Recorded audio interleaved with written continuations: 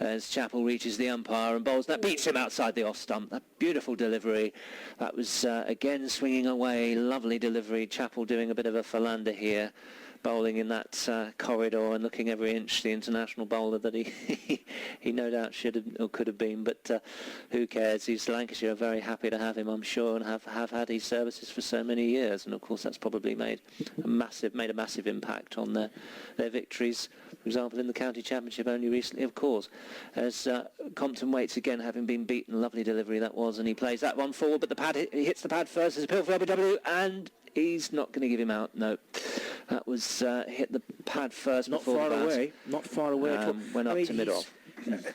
He did have a real presence, an authoritative presence about him, does Nick Compton. Viv was he was like a king amongst men, wasn't he? He had this statesman-like he had this arrogant, Viv had this arrogant air about him, this kind of contemptuous persona where he almost, perhaps unintentionally looked down on bowlers as they were sort of subhuman, but it's funny because the Australians had it a little bit in the early 2000s, but they just seemed arrogant. It didn't sort of, whereas Viv could get away with it somehow. Actually, let me say, for the record, let me point out that anyone less arrogant than Nick Compton you can never wish to meet. He's a lovely fellow, really absolutely charming chap. I met him down at the railway station recently, and amazingly a lot of folk had no idea who he was. He was going about his business and seeing somebody off at the station. Anyway, it's Kyle Hogg from the Old Pavilion end to bowl to Errol Sapire, who have been 23 for 3 or some such. Yes, could be worse, could be a lot worse. And the tragedy is the forecast for tomorrow, which is almost of... Oh, it's abysmal, isn't it? Apocalyptic proportions. The next delivery is on the legs. Ooh, that's nice. Yeah, played very nicely by Nick Compton, but sadly only as far as the man at square leg, the man just in front of square, and there is no run scored. He's decided to come out without a long sleeve sweater on. He's got a short sleeve sweater on, but very courageous under the conditions. Well, the strange thing was today the forecast, it was actually supposed to be clear all day and quite sunny with the odd little shower. That was kind of the forecast that I saw on the Met Office. So tomorrow it's going to be apparently abysmal, but who knows? Perhaps they'll get it wrong for tomorrow. Could easily do so, Ben. As Chappell's next delivery from the river end past umpire Saggers is on the legs. Ooh. There's an appeal for LBW to a ball. It's clearly going down the leg side, and no one else attempted to join in that particular cacophony. One or two of them. He's now scraping at the crease with his boot is Glenn Chappell. Greg Chappell. Greg Chappell. He was a truly graceful right-hander, wasn't he? He certainly was. My goodness, he was. But I think he batted better before he had his beard. He was better when he was... And I always think it's only odd today. You look at some of the... I was saying this to somebody the other day, that Graham Gooch, somebody with a beard. Alan Border, Alan Lamb, all looked far better when they had their moustaches. Border, Gooch and Lamb all look much older now that they've suddenly decided to become clean-shaven. Anyway, whilst we're pondering on the intricacies of such comments, we've got Chappell coming into... Oh, that's good delivery. As the next delivery is outside the off-stump. Of course, the obvious example is pardon me, the obvious example is, of course, W.G. Grace. I mean, he had the most glorious beard. Hashim Amla, another one. Well, Mike Brearley, of course, when he, at the end, in 1979-80, the tour of the West Indies in 78-79, and again in 79-80, he was referred to as the Ayatollah, wasn't he? Was he really? He was referred to as the...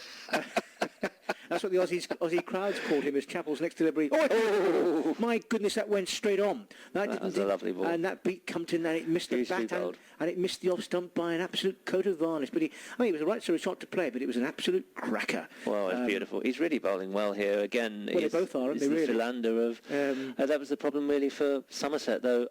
Certainly on the first day, I couldn't understand why Trigo wasn't on more with philander at the same time, because they seemed to be on the edge of a wicket any minute. I don't know how many times they bowled together yesterday, because I wasn't able to be here, unfortunately, but perhaps you can answer that in a second. I will, as Chappell's next delivery is edged. Past third slip, it's going out towards the boundary, it's slowing down, it's not going to get to the boundary. I don't think there's going to be 2 runs taken. They only take 2, they could perhaps have taken 3, but he did play with soft hands, and he did play it with an angled bat, so he was in charge of the delivery, and he was. It means that Nick Compton has scored 6, so his score has risen to the dizzy heights of 6.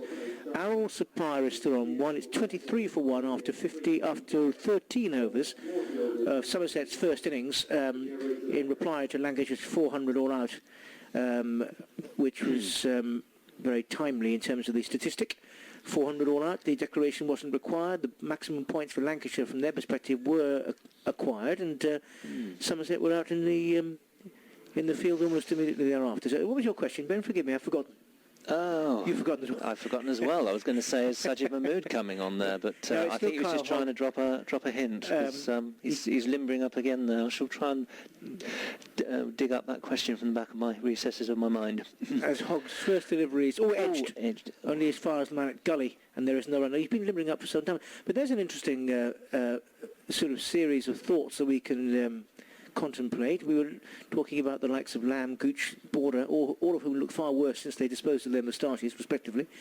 But if we could think the greatest... Wayne Larkins had a fine moustache. Well, David Boone. I mean, Graham Gooch. If you could think some of the greatest bearded 11s of all time, some of the greatest moustached 11s it's not very fashionable, of all time. and being as they're all very fashionable now, I suppose, well, perhaps they always have been, but beards aren't very fashionable, are they, for some reason? That's Hogg bowls. It's outside the off stump. It's taken by Cross, and there's no run. But you see, we're talking about proper beards, not the sort of thing that Flintoff grew, or that Ian... I mean, both of them had a beard for a period, but...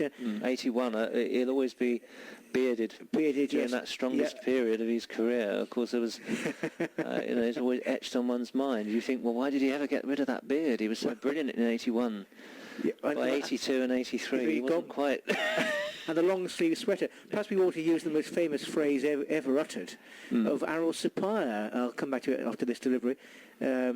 As Kyle Hogg's next delivery from the Old Pavilion end outside the off stump is taken by Cross, and there's no run. But in many respects, it was the greatest single line of commentary in the history of the game when on Sunday, July the 20th, 1981, the Gladiator, IT, both of them came out with a long-sleeve sweater on, of course, and CMJ uttered those immortal words, what a triumph it'll be for him if he'll be batting at 6 o'clock this evening. Yeah, I remember it well. Yeah. And the reason I mentioned Errol Sapphire is I rather hope that Errol Sapphire will still be batting at 6 o'clock this evening. If he is, it'll be no mean feat in these conditions. I hope he is. As Carl's next delivery is well bowled, it is on a length, and Sapphire plays watchfully forward with soft hands in defence, and the ball dribbles up the pitch, and there's no run.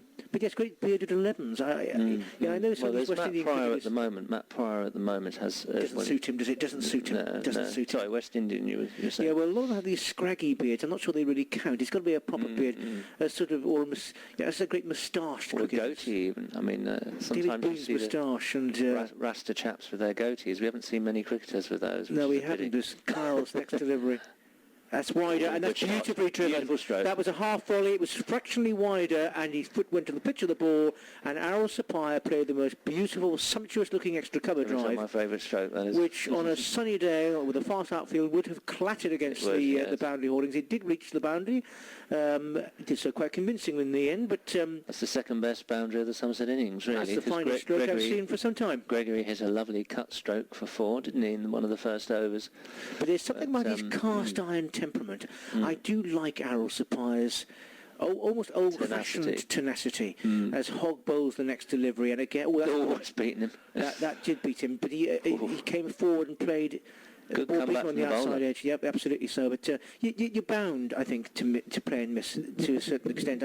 You've done well if you're still there. Playing and missing, I think, is wholly forgivable. Well, this is it. When you try to explain this to someone who doesn't understand cricket, of course, that strange fact that if you're a class batsman, you're more likely to edge a really good delivery and get out rather than a tail ender that doesn't bat very well, who doesn't get the edge. And if you're trying to explain it to someone that doesn't understand cricket, they'd assume, well, surely the person that is now is the better batsman. It's like, well, no, that's not quite how it works. You've got to be really good to have edged that particular ball. It gets quite convoluted explaining. But anyway, moving on, we've got Compton waiting again, just lifting that bat slightly as he does, slightly raised now, perfectly in poise, balanced as he waits, and plays that forward, but he's I think that's been dropped. Has it been dropped? No, he bounced in front of him. Bounced in front of him at first slip. That was edged by Compton. The ball seemed to balloon up, and I thought it was off the pad, and they were going to go up for an LBW for a second, but there was an edge on that, but it dropped in front of the first slip fielder, and thankfully for Somerset, Horton didn't snaffle that one up, or Compton could have been going back to the pavilion. We've had just about an hour's play, over an hour's play, an hour 10 minutes. since we came out at 1:10. We took an early lunch after it rained this morning as Chappell reaches the umpire and bowls outside the off stump again, but that's left quite near to that off stump. But Compton has nothing to do with it, leaves it alone, and there's no run again. So we've got a field here that is set as a mid-off and a mid-on. We've got 3 slips, a point, no gully. There is a square leg, deep square leg on the boundary. There's a fine leg, and there's a mid-wicket and a mid-off and a mid-on in pretty customary positions as Chappell once again reaches the umpire. He bowls, and that's nicely played forward by Compton. Nice forward defensive there, everything correct.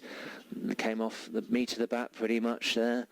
Everything in poised over, head over the ball, and some seagulls fly over the ground. We've got in the distance the Quantocks looking fairly cloudy still, quite dark, but there's no what you call all that's rain coming happening around the ground. They look more like drizzle type clouds, but thankfully none of that has reached this particular ground. Thank goodness.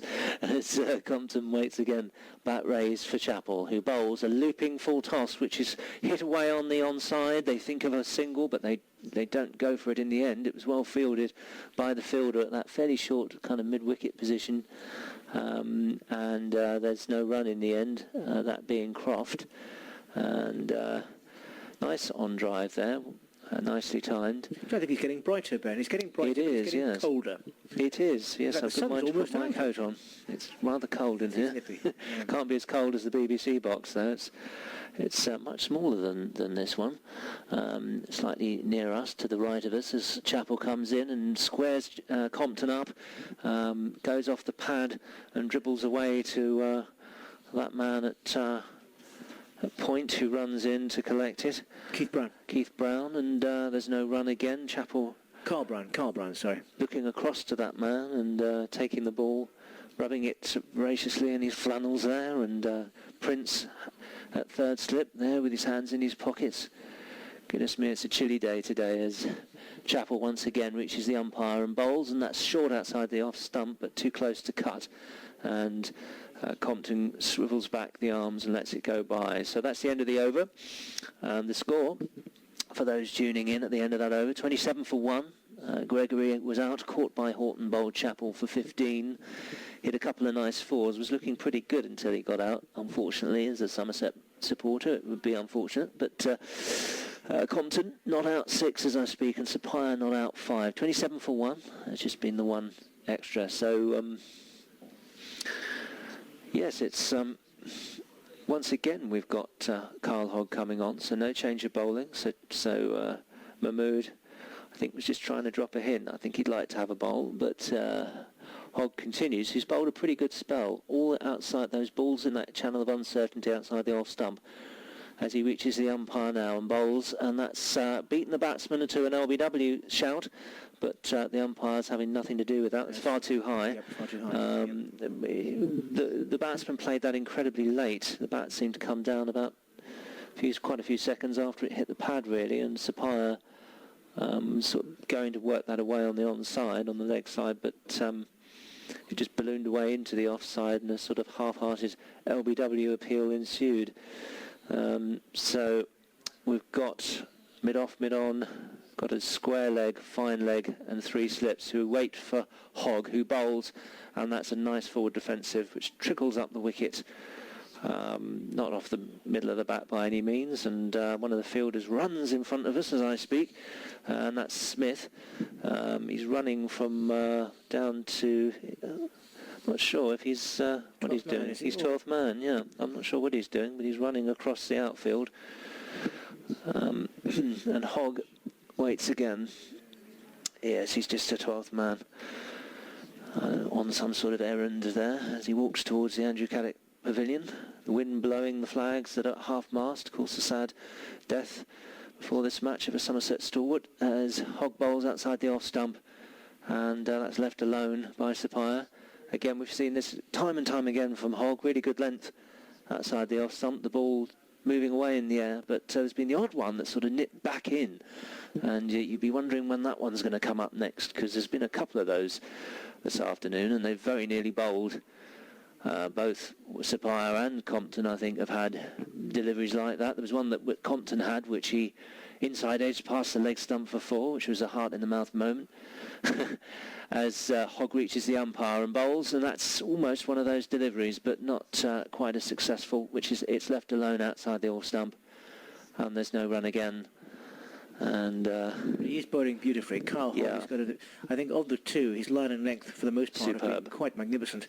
I mean, the ball is in the corridor uncertainty. It's on or outside the line of off stump. The length has been immaculate, allowing the batsman theoretically giving him a chance to attempt to drive the ball. And I think Errol Sabah has done exceedingly well not to have fallen for the bait.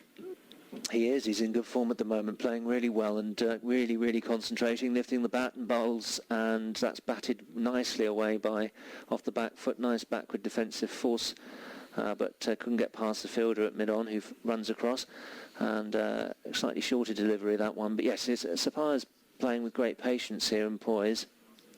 Compton, really, as usual, always quite a graceful-looking player. Hits some beautiful strokes, no doubt, in that innings last weekend, which of course was rained off in the end. Who would have believed it in March when we had the sun out? It was like flaming July, or June rather, as that one is played forward again on the onside. There's no run. Hogg getting that in a nice spot on the off stump, another forward defensive, and that's the end of the over. So another good over then, again from Hogg, and he really is a fine bowler. He's getting it all in the right place, and it's all extremely consistent. As a captain, you'd be very pleased with it. Well, I think it's fair to say that when Lancashire batted, having won the toss and chosen to bat, they had by far the best of the batting conditions of the entire match, and they did so with all due respect against a relatively second-string Somerset bowling attack, who did extremely well to limit them to 400, and. It's okay. Somerset 27 for 1, a long way to go, but no one would pretend the Lancashire attack weren't in terms of this actual match a superior one to the Somerset attack, and yet they're also bowling in vastly more bowler-friendly conditions. So I think Somerset have done very well to be 27 for 1. As Chappell's first delivery from the River End is played off the pads, and my goodness gracious me. Well, Compton seemed to be striding. He was determined to embrace the chance of a single. Went to the man at square leg. It's Croft, and he kicks Croft. The turf with frustration. I think had that ball struck the stumps, I think Compton had actually given up. He had indeed. He was jogging in the end. I think the bat was in the air. It's good night nurse if that had hit the stumps, I'm afraid. But it was a single nonetheless, which elevates his score to 7. It's 28 for 1 in this, the 16th over.